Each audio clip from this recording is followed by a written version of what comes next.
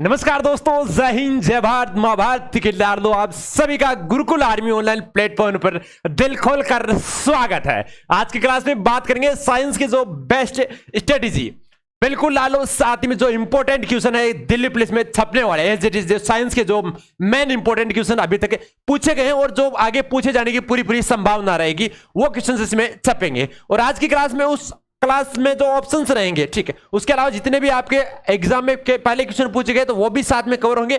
और साथ ही में जिनका कल आपका आर्मी सेंटर वाला पेपर है, उनके लिए भी आज की क्लास अति महत्वपूर्ण होगी, साइंस वाला, क्योंकि आपके आर्मी में भी सबसे ज्यादा टॉपिक में से अगर क्वेश्चन पूछे जाते हैं तो वो साइंस में पूछे जाते हैं, ठीक है। तो उनके लिए भी आज की क्लास रामबाण की तरह साबित होगी, ठीक है। एक बार सेशन को दबा के शेयर कर दीजिए मेरे शेर सरनियों कि बापू तेरे पसीने की हर एक बूंद को मोती सा चमकाऊंगा, तू सपने बड़े देख पूरा करके तेरा लाल दिखाएगा।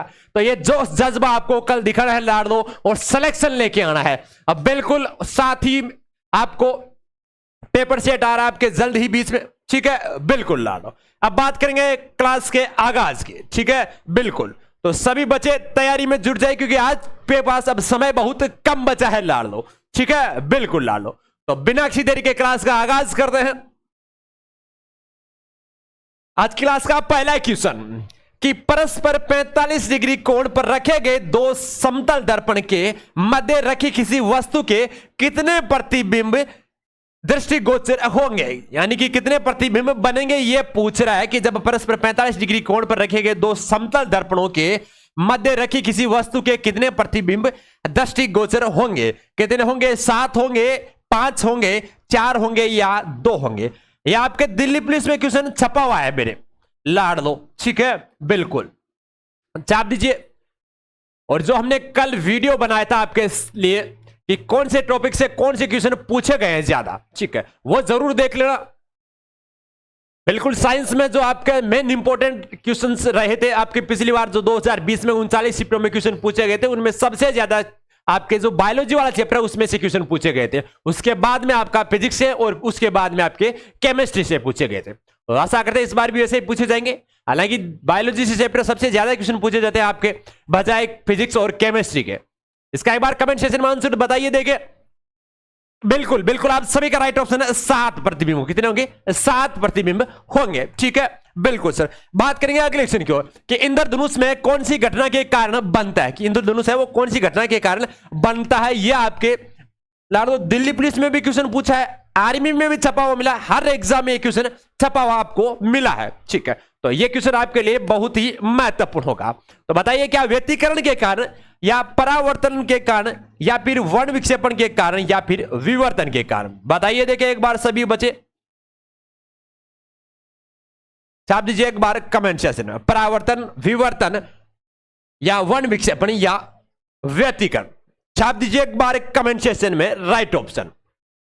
देखता है इसका सबसे पहले राइट ऑप्शन कौन देता है। बिल्कुल बिल्कुल आप सभी का राइट ऑप्शन है वर्ण विक्षेपण के कारण जो इंद्रधनुष है, जो इंद्रधनुष की जो घटना होती है वो बनता है, ठीक है। ऐसा इंद्रधनुष होता है जिसमें 7 रंग होते हैं, ठीक है, लाहनी। उसी प्रकार जो विबज्योर कलर के रूप में रहते हैं, किसमें? विबज्योर के रूप में, ठीक है, बिल्कुल सर। बात करेंगे इसके अगले क्वेश्चन की ओर कि परावर्तित किरण और अभिलंब के मध्य बनने वाला कोण कहलाता है। वो कोण क्या कहलाता है? तो आज के क्वेश्चन है वो आपके क्वेश्चन पहले पूछे गए हैं, वो ज्यादा क्वेश्चन है जो रिपीटेड हुए आज तक दिल्ली पुलिस में और साथ ही में आर्मी में भी, ठीक है, बिल्कुल।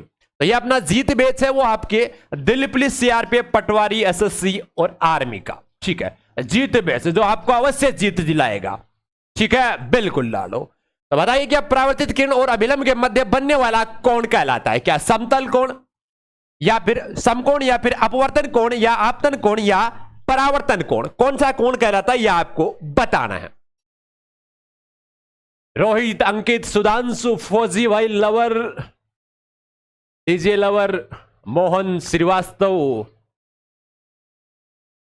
रोहितांश, बिल्कुल आप सभी का राइट ऑप्शन है। जब परावर्तित किरण और अभिलंब के मध्य जो बनने वाला कोण होता है वो क्या कहलाता है?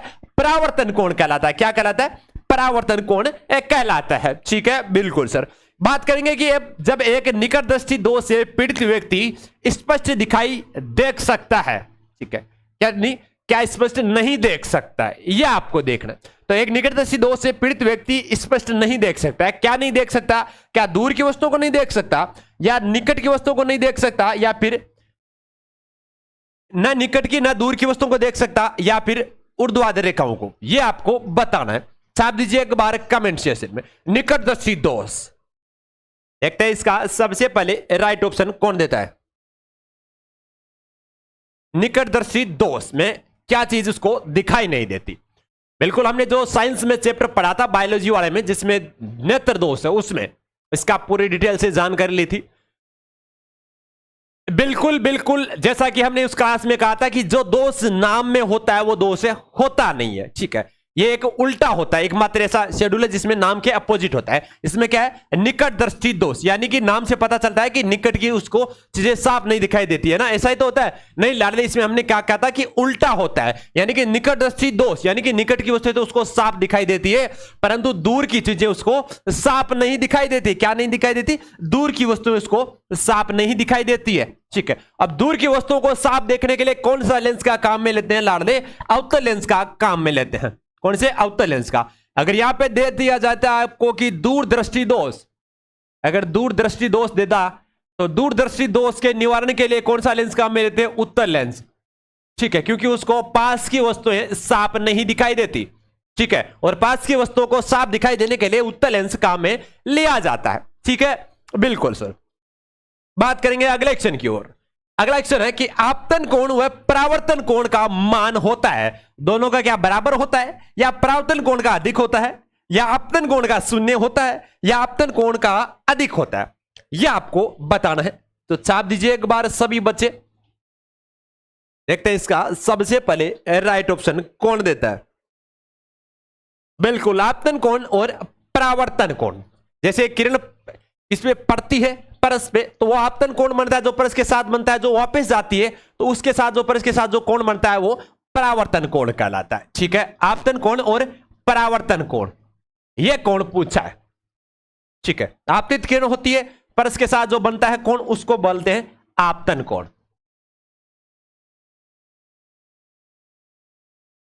और जो वापस बन रही है वो कौन रहा है? आपका परावर्तन कोण।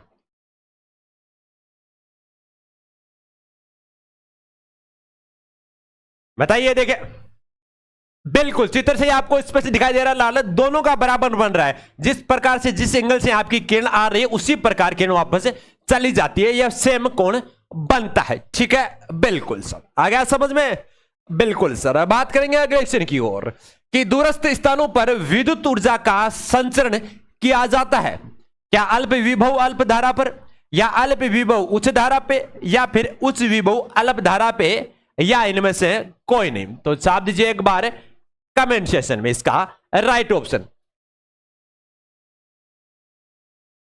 बिल्कुल बिल्कुल, मेहनत करने वालों को सफलता जरूर मिलती है। बिल्कुल बिल्कुल, क्यों नहीं मिलती है मेरे शेर नहीं हो? बिल्कुल सर, बिल्कुल। दूरस्थ स्थानों पर विद्युत ऊर्जा का संचरण किया जाता है आपके उच्च विभव से अल्प धारा पे। क्या किया जाता है?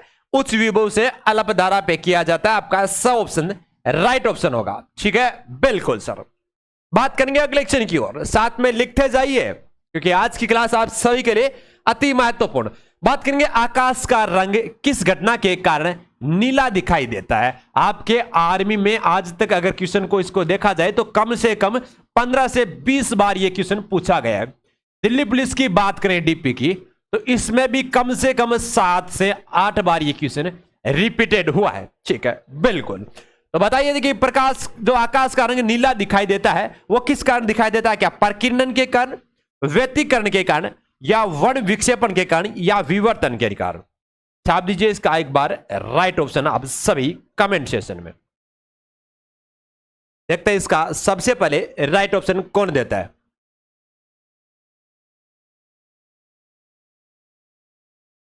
आकाश का रंग नीला दिखाई देना, बिल्कुल प्रकीर्णन के कारण। किसके कारण? प्रकीर्णन के कारण दिखाई देता है। ठीक है, बिल्कुल सर, ये आपको छाप के रखना है हर एग्जाम के लिए, बिल्कुल आपको जीत दिलाएगा, जीत बेच। बात करेंगे आंख में प्रकाश जिस झिल्ली के द्वारा प्रवेश करता है वह है। जिस आंख में जो प्रकाश प्रवेश करता है वो किसके माध्यम से प्रवेश करता है, वो आपको बताना है। तो बताइए, देखिए एक बार सभी बच्चे कमेंट सेक्शन में देखते हैं। बिल्कुल, एक बार सभी बच्चे कमेंट सेक्शन में आंसर दे दीजिए। देखिए देखते हैं इसका सबसे पहले राइट ऑप्शन कौन देता है। बिल्कुल छाप दीजिए एक बार सभी बच्चे। आंख में प्रवेश जिस झिल्ली के द्वारा प्रवेश करता है उसे क्या कहता है? आई बॉल, आइरिस, कॉर्निया या रेटिना? छाप दीजिए एक बार सभी बच्चे। बिल्कुल, आंख में जब सूर्य प्रवेश करता है वो कॉर्निया भाग से, किससे? कॉर्निया से प्रवेश करता है। ठीक है, बिल्कुल सर।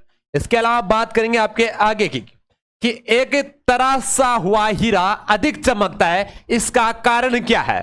क्या उच्च अपवर्तनांक के कारण, प्रकाश उत्सर्जन के कारण, कठोरता के कारण या प्रकाश का अवशोषण के कारण? किस कारण होता है यह आपको बताना है। तो छाप दीजिए एक बार कमेंट सेक्शन में राइट ऑप्शन इसका। देखते हैं इसका सबसे पहले राइट ऑप्शन कौन देता है। बिल्कुल छाप दीजिए एक बार। एक तराशता हुआ हीरा अधिक चमकता है, या हीरे का अधिक चमकना किसके कारण होता है, या किस कारण हीरा अधिक चमकता है? ठीक है, किसी प्रकार से क्वेश्चन पूछा जा सकता है। देखते हैं इसका सबसे पहले राइट ऑप्शन कौन देता है। बिल्कुल, उच्च अपवर्तनांक के कारण है, जो आपका तराशता हुआ हीरा अधिक चमकता है, या फिर हीरे का अधिक चमकना किस कारण होता है? उच्च अपवर्तनांक के कारण चमकता है। ठीक है, बिल्कुल सर। हीरा वैसे कार्बन का सबसे शुद्धतम रूप भी होता है, सबसे कठोर भी होता है। ठीक है, बिल्कुल सर। बात करेंगे अगले एक्शन की ओर। अगला एक्शन आपके सामने कि विद्युत मोटर होती है जो विद्युत ऊर्जा को रूपांतरित करती है, किसमें रूपांतरित करती है यह आपको बताना है। आज के क्वेश्चन आपको बता देता हूं कि दिल्ली पुलिस और आर्मी में सबसे ज्यादा जो क्वेश्चन पूछे गए वो भी रिपीटेड हो रहे हैं, जो साइंस में अभी तक क्वेश्चन पूछे गए। पिछली बार जो 39 शिफ्टों में क्वेश्चन पूछे गए थे पर डे, 3 शिफ्ट में दिल्ली पुलिस के जो पेपर हो रहे थे उन सभी में लेके, ठीक है, उनमें से जो क्वेश्चन रिपीटेड हो रहे हैं सबसे ज्यादा अभी तक आपके आर्मी में और दिल्ली पुलिस में, वो क्वेश्चन आज की क्लास में सबसे ज्यादा उठाए गए। तो आशा करता हूं आज की क्लास में आपके आने वाले एग्जाम में सबसे ज्यादा क्वेश्चन पूछे जाएंगे। ठीक है, यह क्लास आप कभी भी उठाकर देख सकते हो। ठीक है, बिल्कुल सर। तो विद्युत जो मोटर होती है वो विद्युत ऊर्जा को रूपांतरित किस में करती है? क्या चुंबकीय ऊर्जा में, यांत्रिक ऊर्जा में, विद्युत ऊर्जा में या रासायनिक ऊर्जा में? किसमें रूपांतरित करनी है यह आपको बताना है। जो विद्युत मोटर होती है वो विद्युत ऊर्जा को किसमें रूपांतरित करती है? बिल्कुल बिल्कुल, यांत्रिक ऊर्जा में रूपांतरित करती है। विद्युत मोटर होती है वो विद्युत ऊर्जा को आपके यांत्रिक ऊर्जा में रूपांतरित करती है। ठीक है, बिल्कुल सर। इसके अलावा बात करने आपके जनरेटर होता है वो आपको यांत्रिक ऊर्जा को विद्युत ऊर्जा में परिवर्तित करता है। ठीक है, बिल्कुल सर। बात करेंगे इसके अलावा आपके आग बुझाने में सहायक। ठीक है, आग बुझाने में सहायक या आग बुझाने के लिए किसका उपयोग किया जाता है, या अग्निशमन यंत्रों में किसका उपयोग किया जाता है? कैसे भी क्वेश्चन पूछा जा सकता है। अब आप पे डिपेंड करता है कि आप उसको क्वेश्चन को घुमा के मानते हो या सिंपल तरीके से मानते हो। ठीक है, बिल्कुल सर। तो बताइए कि आग बुझाने के लिए किसका उपयोग किया जाता है? बिल्कुल बिल्कुल, आप सभी का राइट ऑप्शन है CO2 का उपयोग किया जाता है। किसका? कार्बन डाइऑक्साइड का। कार्बन डाइऑक्साइड का उपयोग किया जाता है, जो आपके आग बुझाने में सबसे महत्वपूर्ण होती है। और आग जलाने में वैसे आपके सहायक होती है O2, ऑक्सीजन, आग लगा देती है ना। और वैसे आजकल इंसानों का भी एक ही काम बचा है। ठीक है, क्या करता है? एक दूसरे के आग लगाने का कार्य करते हैं। ठीक है, कार्बन मोनोऑक्साइड की बात करें, ठीक है, जो सबसे जहरीली गैस है, क्या है? सबसे जहरीली गैस, सबसे जहरीली गैस कौन सी है? Carbon monoxide. ठीक है, CH4 मीथेन बायोगैस में सबसे ज्यादा उपयोग में ली जाती है। ठीक है, ऑक्सीजन की बात करें तो ऑक्सीजन आपके वायुमंडल में से 20.95% मात्रा में पाई जाती है, जबकि आपको एग्जाम में वहां पे लगभग 21% ही देखने को मिलेगी। ठीक है, बिल्कुल। सबसे ज्यादा अगर मात्रा में पाई जाती है तो नाइट्रोजन पाई जाती है, जो कितनी होती है? 78% होती है। और CO2 की बात करें तो 0.03% वायुमंडल में उपस्थित होती है कार्बन डाइऑक्साइड। ठीक है, बिल्कुल। बात करेंगे आगे की कि आंख में प्रकाश संवेदी, जो संवेदी पर्दा है जहां वस्तु का प्रतिबिंब बनता है। क्या बनता है? जहां वस्तु का प्रतिबिंब बनता है। जो प्रतिबिंब कहां बनता है आंख में, वो पूछा है।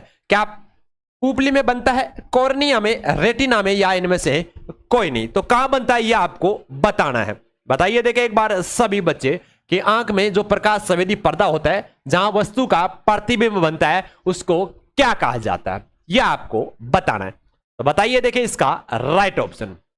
बिल्कुल पहले पूछा था जब प्रकाश प्रवेश करता है आंख में, वो पूछा था, तो वो भाग था कॉर्निया। अब बात की है यहां पे जो चित्र बनता है वो कहां पे बनता है, तो वो बनता है मेरे लाडलो रेटिना पे बनता है। कहां बनता है? रेटिना में। वो प्रकाश संवेदी तंत्र आपके कॉर्निया में, ठीक है, जैसे प्रकाश प्रवेश करता है। बात करेंगे इसके अलावा अगले क्वेश्चन की ओर कि चुंबकीय फ्लक्स की इकाई ओरेस्टेड, वोट, वेबर या टेस्ला। बहुत ही महत्वपूर्ण क्वेश्चन, कम समय में सटीक क्वेश्चन करवाना आज अपना मेन पर्पज रहेगा, जो एग्जाम की दृष्टि से अति महत्वपूर्ण होते हैं। बिल्कुल चुंबकीय फ्लक्स की बात करें तो चुंबकीय फ्लक्स का मात्रक होता है वेबर। क्या होता है? वेबर होता है, ठीक है, बिल्कुल सर। बात करेंगे इसके अलावा निम्न में से सजावटी पौधे कौन से हैं? यह आपके दिल्ली पुलिस में क्वेश्चन पूछा गया था, ठीक है। साथ ही में आपके जो आज के क्वेश्चन होंगे वो राजस्थान पुलिस की वैकेंसी आ चुकी है, एग्जाम डेट भी आ चुकी है। तो राजस्थान पुलिस के लिए भी एकदम 100% छपने वाले साइंस के क्वेश्चन, ठीक है, राजस्थान पुलिस के लिए। लिहाजा सजावटी पौधे आपके बोनसाई, सक्कुलेट, कैक्टस, ये सारे के सारे आपके सजावटी पौधे हैं, ठीक है, बिल्कुल लाल सजावटी पौधे। इस प्रकार के आपके जो पौधे होते हैं वो सजावटी पौधे हैं, ठीक है, बिल्कुल। कौन कौन से आपके? बोनसाई, सक्कुलेट, कैक्टस, और ये सारे के सारे आपके सजावटी पौधे हैं, ठीक है, बिल्कुल सर। बात करेंगे इसके अलावा अगले क्वेश्चन की ओर। अगले क्वेश्चन की बात करते हैं कि दोस्त जिसके लिए रीडिंग ग्लासेज पहने गए हैं वो होता है, कौन सा होता है? दूरदर्शी दोष, निकटदर्शी दोष, रक्तवंधता, या फिर आपके इनमें से कोई नहीं? तो यह आपको बताना है कि किस दोष के कारण आपके जो रीडिंग ग्लासेज पहने गए हैं, ठीक है। निकटदर्शी दोष, दूरदर्शी दोष, रक्तवंधता, या इनमें से कोई नहीं? बताइए देखें एक बार सभी बच्चे कमेंट सेक्शन में छाप दीजिए इसका राइट ऑप्शन। बिल्कुल एग्जाम में बहुत बार पूछा गया है और ये आपके राजस्थान पुलिस में पूछा गया क्वेश्चन है, बिल्कुल। आज देखते हैं इसका सबसे पहले राइट ऑप्शन रीडिंग ग्लासेस। बिल्कुल बिल्कुल बिल्कुल दूरदृष्टि के लिए पहने जाते हैं, ठीक है, बिल्कुल सर। और इसके बारे में हम अगर पूरी डिटेल से जानकारी ले लेते हैं तो वैसे भी क्लास पहले में नेत्र दोष वाली बना रखी है। निकटदृष्टि दोष और दूरदृष्टि दोष, दूर यानी दूर की चीजें उसको साफ दिखाई देती है, निकट की उसको साफ नहीं दिखाई देती है, इसलिए उसे उत्तल लेंस काम में लेते हैं निवारण के लिए, ठीक है, और इसके लिए अवतल लेंस काम में लेते हैं, यह भी ध्यान में रखना, ठीक है, बिल्कुल। दूरदृष्टि दोष यानी दूर की उसे साफ दिखाई देती है परंतु पास की नहीं दिखाई देती। निकटदृष्टि दोष यानी निकट की साफ दिखाई दे रही है, दूर की उसे साफ नहीं दिखाई दे रही है, ठीक है, नाम के अपोजिट होता है, बस इतना आपको ध्यान में रखना। बात करेंगे इसके आगे कि शुद्ध शहद सुरक्षित कितने दिन तक रह सकता है? 1 माह, 2 माह, कुछ वर्ष, या हजारों वर्ष तक? यह एग्जाम में बहुत बार छपा हुआ है, तो इसका एक बार कमेंट सेक्शन में राइट ऑप्शन बता दीजिए। देखें कि जो शहद होता है वो कितने दिनों तक बना रह सकता है, इसके बारे में एक बार बताना आप सभी को।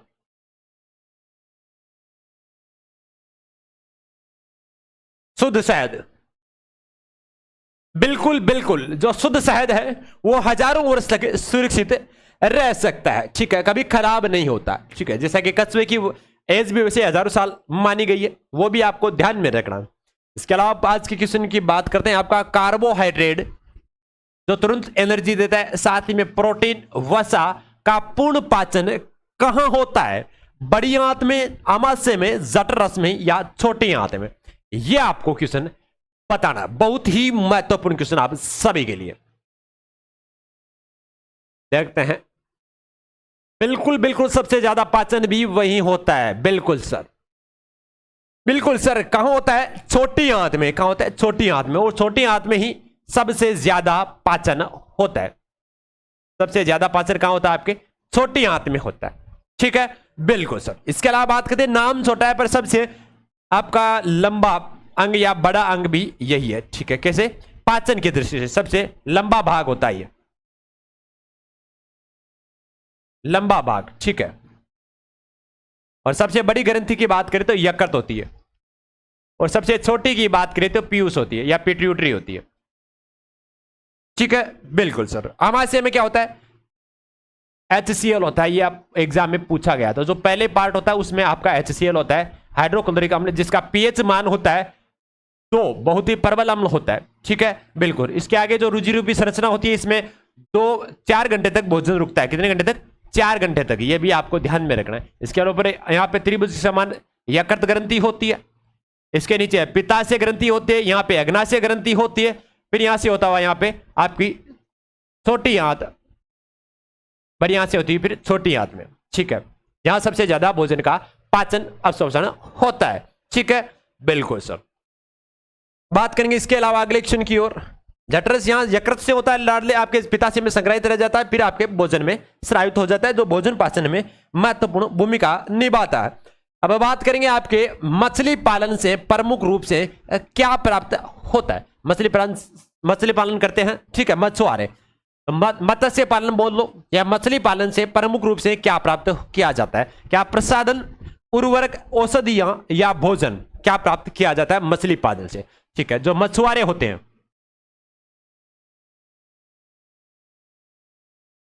ठीक है, उनके लिए ये जो मत्स्य पालन,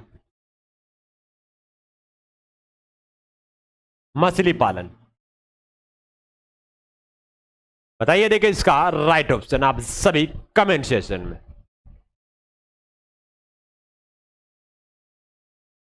बिल्कुल बिल्कुल, आप सभी का राइट ऑप्शन है। बिल्कुल, क्या होता है? भोजन प्राप्त होता है। मुख्यतः देखा जाए तो आपके मछली पालन से प्रमुख रूप से भोजन प्राप्त किया जाता है। ठीक है, बिल्कुल।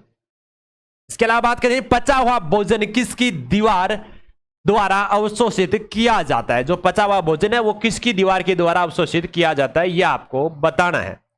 तो क्या इलियम की, जठरस की, गुद्दा की, या इनमें से कोई नहीं? देखते हैं इसका सबसे पहले राइट ऑप्शन कौन देता है। पचा हुआ भोजन किसकी दीवार से सबसे ज्यादा अवशोषित किया जाता है? बिल्कुल बिल्कुल, इलियम के द्वारा। किसके द्वारा? इलियम। यह आपको ध्यान में रखना। ठीक है, आज के सारे क्वेश्चन एग्जाम की दृष्टि से अति महत्वपूर्ण चाहिए। आप दिल्ली पुलिस की तैयारी कर रहे हो तो यहां पर राजस्थान पुलिस की तैयारी कर रहे हो तो यहां पर आर्मी की कर रहे हो। ठीक है, बिल्कुल, SSC GD, बिल्कुल। पटवार की भी वैकेंसी आ चुकी है, उनकी भी डेट आ चुकी है एग्जाम की, वो भी SSC करवाएगी। बिल्कुल। बात करेंगे इसके आगे कि किससे विटामिन युक्त तेल प्राप्त होता है?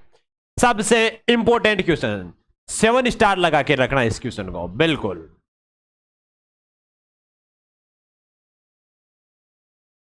क्या मधुमक्खी, तितली, छिपकली या कुकुट? छाप दीजिए एक बार कमेंट सेक्शन में राइट ऑप्शन इसका। बहुत ही महत्वपूर्ण क्वेश्चन है आप सभी के लिए। देखते हैं इसका सबसे पहले राइट ऑप्शन कौन देता है।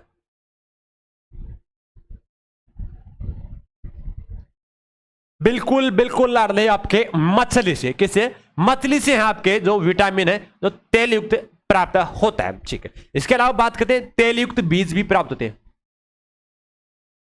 तेल युक्त बीज होते हैं, यह भी ध्यान में रखना।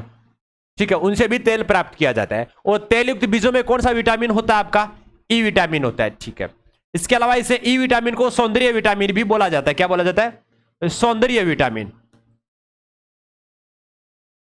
इसके अलावा बात करते हैं आपके ई विटामिन की, तो ई विटामिन से बांझपन भी होता है। क्या होता है? बांझपन।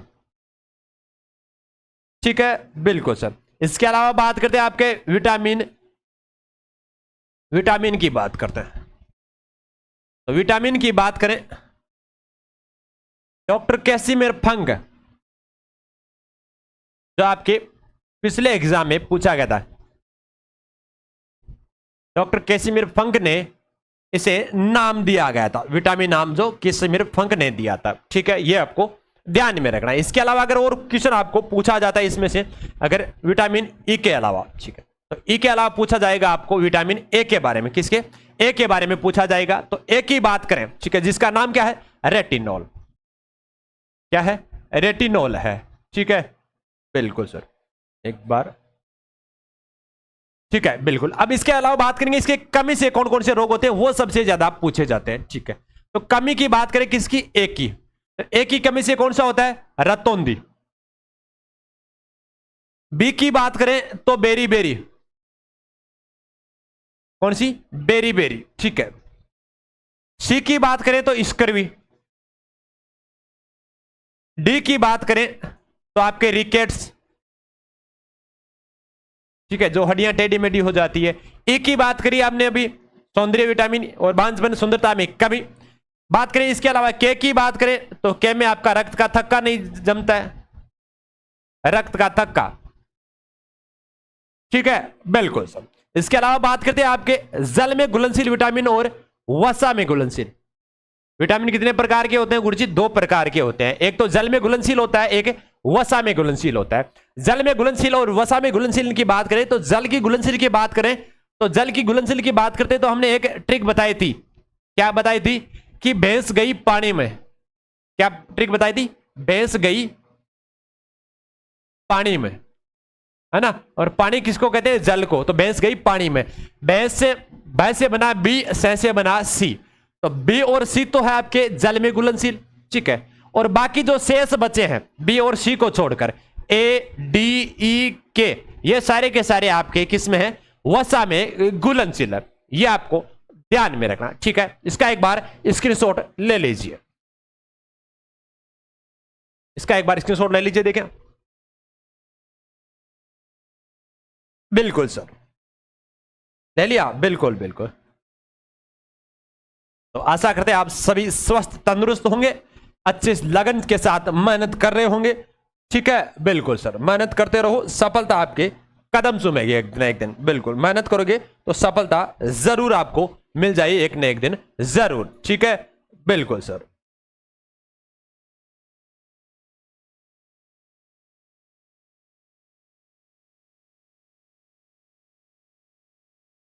बिल्कुल, इसी बीच आपके क्लास के बीच से इजाजत लेते हैं, बिल्कुल, जय हिंद, जय भारत।